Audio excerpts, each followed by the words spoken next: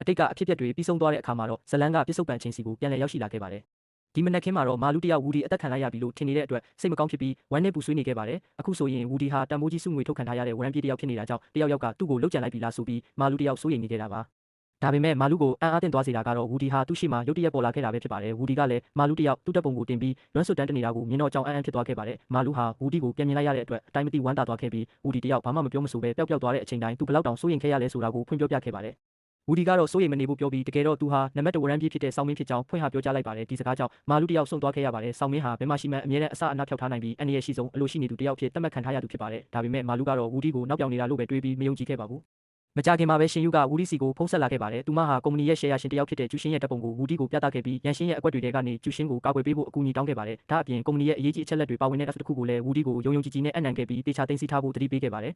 ဝူဒီဟာကျူရှင်းရဲ့အိမ်ကိုသွားခဲ့ပေမဲ့အိမ်မှာဘယ်သူမှမရှိတာကိုတွေ့ရှိခဲ့ရပါတယ်အဲ့ဒီအစားသူ့နောက်ကိုတောက်လျှောက်လိုက်လာခဲ့တဲ့အလီနဲ့ထိတ်တိုက်တိုးခဲ့ပါတယ်အလီကတော့ဝူဒီဟာဆောင်းမင်းဆိုတာကိုသူမသိနေပြီးသားဖြစ်ကြောင်းဝန်ခံခဲ့ပြီးတတိထားဖို့တတိပေးခဲ့ပါတယ်ရန်ရှင်းကလည်းအမှန်တရားကိုသိနေပြီဖြစ်တဲ့အတွက်ဝူဒီအနေနဲ့အထူးပြုစိုက်ဖို့အလီကတိုက်တွန်းခဲ့ပါတယ်